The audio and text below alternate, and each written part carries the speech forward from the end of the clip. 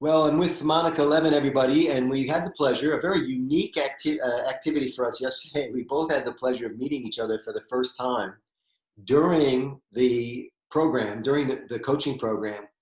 And all this happened because we both live in the suburb of Detroit, Michigan, and we both attended the TEDx Detroit event yesterday. And it was lovely to meet you. I'm so glad it worked out. Yeah, nice to meet you too. And one of the things, the reason this came about was because I don't know if you invited me or I invited you. You asked me, you said, Monica, are you going to TEDx Detroit? I said, what? Yeah.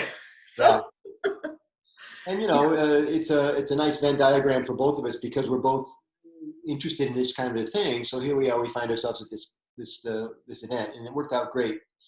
But we made some observations about TED, and I want to share them in the context of having just attended yesterday, because so many people that get into this speaker coaching program, have TED as part of their bullseye. They want to do a TEDx talk. And in fact, what I've done, it's off my desk now, but I took my badge and all the speakers from yesterday, and I'm reaching out to all of them to ask them a question. And the question is, what do you expect to have happen as a result of your TED talk? Because a lot of people put a lot of emotion and energy into getting a TED talk, but they don't think about what's going to happen after. I don't know if they think they're going to be famous or be able to, add 5K to their speaking fee. I don't know what they're thinking. But it sure is a bullseye for a lot of people. And I thought it'd be fun to talk to them about their expectations. So, simple question just to get started. I think I might have asked you this yesterday. I was asking a lot of people. There might have been 4,000 or 5,000 people at TEDx Detroit yesterday. How many of those people do you think want to do their own TED Talk? I was amazed at how young the audience was. That might sound like I'm digressing, but the people around me didn't necessarily want to do that. They were just there to be with other people and connect. So I don't know. So be specific. How many, what was the age? You said younger than you thought. Could you make it more? I guess I'm used to going places where I'm one of the younger people and I'm in my 50s. Where there were a lot of people in their 20s, 30s. And there were a lot of students there, to be fair. Yes. But I agree. I didn't see a lot of EVPs and C-level folks. It didn't seem like that kind of a crowd. When I first sat down, someone near me looked older than me. He had his laptop open, was working. I didn't see him after the first set. Yeah. And then some TEDx's have different personalities than others. But this is something good for people to know. A lot of these people that do TED Talks, they've never even been to a TED event. That want to do a TED Talk have never been to a TED event. They've just seen videos. So we're giving them some intel here that they might not otherwise have. So that was an interesting takeaway for me, that we didn't see a lot of high-level producers. At least it wasn't apparent by looking at them that they were, captains of industry or anything like that. Right. I'm sure there were a lot of business owners there, but it seemed to me more people who were trying to find their stride, people with a little bit of look at me in their personality. I definitely have it because I'm in the speaking business. People trying to launch brands, people trying to get the TEDx publicity, a little bit of that in the room. You mean the people that were speaking or the ones that were in the audience, or both? Both. And we're going to get back to that question. Are we talking about a different crowd? Are the people that were on stage exactly who was in the audience? I heard a lot of people yesterday say to me they thought maybe 80% of the attendees are actually hoping to do a TED Talk. This is just a guess. What do you think after having spent the whole day there? I don't know. I would say less, but I don't know. I think everything is a projection of ourselves. So it's not my bullseye, so I'm not going to project that, most people here want the same thing that I do. Yeah, I would say 80%, and I don't have to defend it. It's just my opinion. But there's only 25 slots for the whole year in Detroit. I guess it was 25. I didn't count the speakers, but I think about 25. And then another 25 next year and 25 after that. But figure people are aging, and if you do this for 10 years or 15 years, you're now looking at a second generation of TEDsters. So um, the other thing that occurred to me was the diversity of the day. You and I were chatting that, and I was sharing this with you. I'm not sure I articulated it very well. I've been thinking about it since. That there were people that did, just my sense now, of the 25, and I didn't stay for the whole day. By the way, I felt bad when I got up because the lady that, you want to get up during applause breaks in a theater that big. You don't want to disturb anybody's mojo. So, or small, you just get up during what's something called applause breaks in between the speakers. So you get up not knowing who the next speaker is, just a chance you take. And I had to be someplace later in the day, so I had to leave, but I don't know who I'm going to miss. As I'm getting up, the speaker comes on stage, everybody, and says, the gunman walked into the room, into my bedroom, with his pistol blazing. And I'm like, this is not a good time to leave. But I was a victim, strange victim. I couldn't get out any other time. But this is an interesting thing about TED, is that one speaker talks about a personal assault. The next one speaks about a technology. TED is technology, entertainment, and design. So you're getting all this variety during the day, and you're also getting a lineup of speakers that might not be successful under any other condition. For example, And if you're a speaker after her, like for example, they had a couple of them that were very serious. yes, And then someone lighthearted or a comedian comes out and nobody's laughing because everybody's already deep in their feelings of vulnerability and victimhood, you know, and then someone comes out and they have to perform and uplift the crowd. I thought in that case, it would have been better if they organized it with a deep emotional presentation and then a technology one, science, right? right. And In maybe, between. there's a board of directors.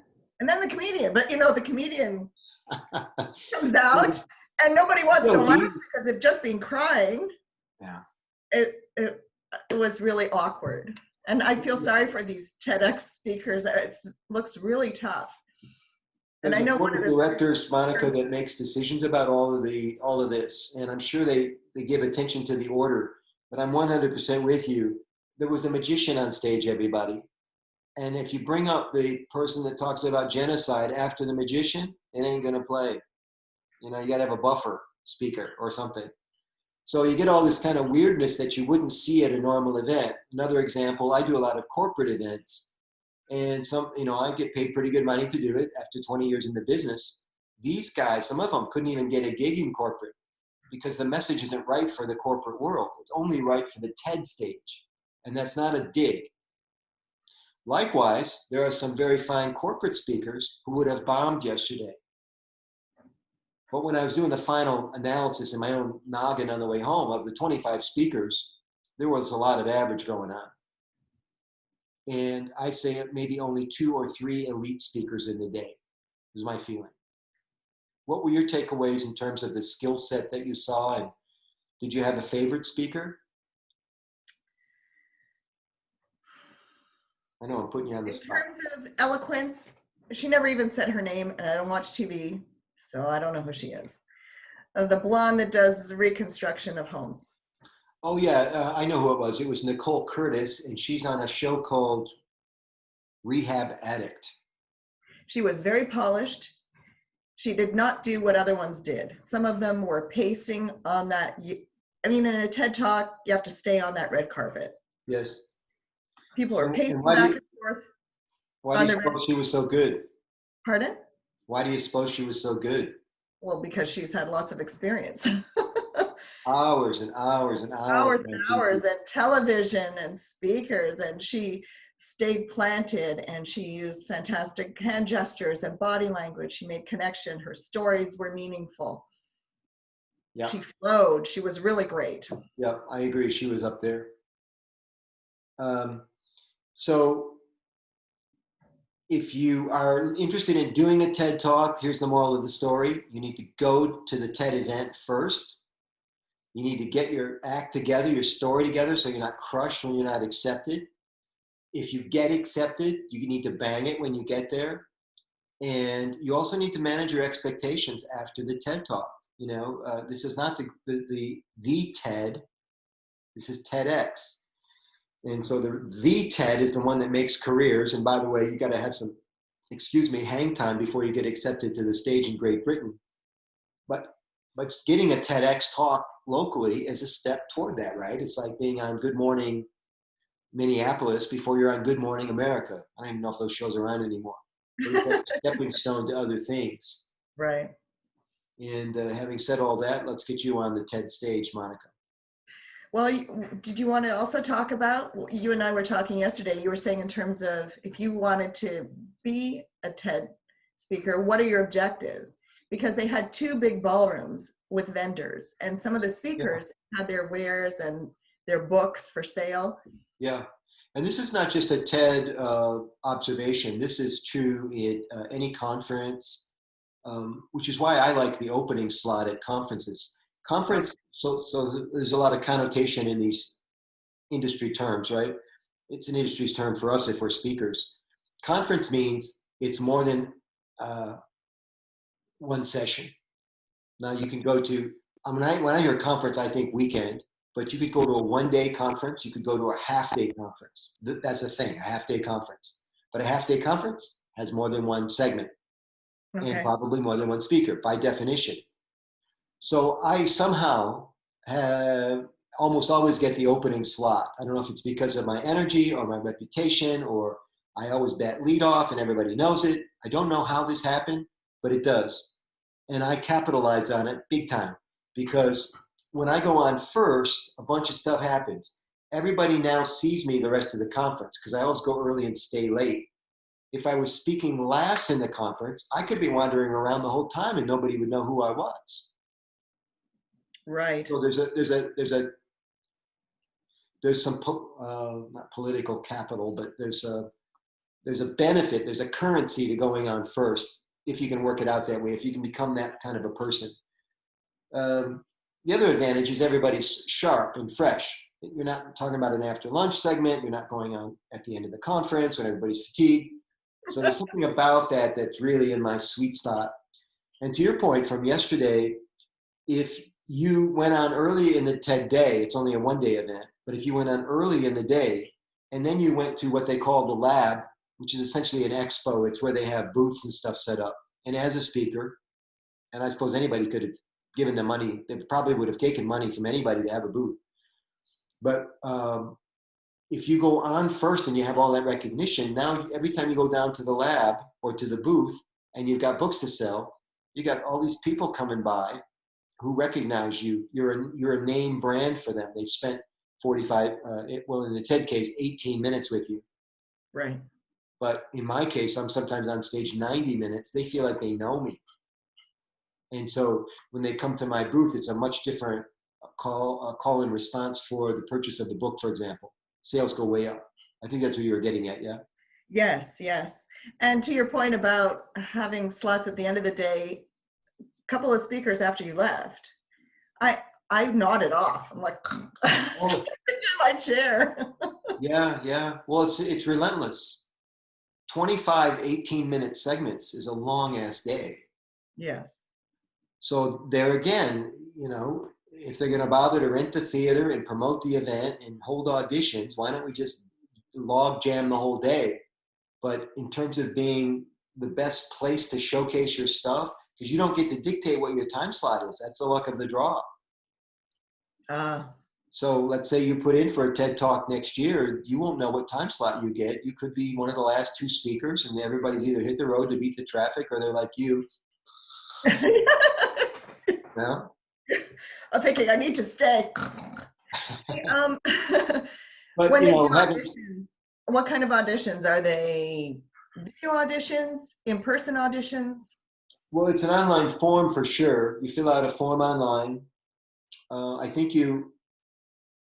I can't remember exactly, and some of them may do it different than others. You may have a chance to submit a video of you in action so that the committee can review that. So there's that kind of chance to get a foothold with them. If you've got other credentials, don't hold them back when you're applying. And you might also say, you could be bold and say, I got to be somewhere in the afternoon. So geez, if you could give me a morning slot, that would be great. I think that's kind of a bold request, but some people probably do it. Right. Sounds good. Um, so hopefully this gives everybody a sense of what TED is about, and I want you to manage your expectations about it if you decide to apply. I know it's on the bucket list for a lot of people that get into our business.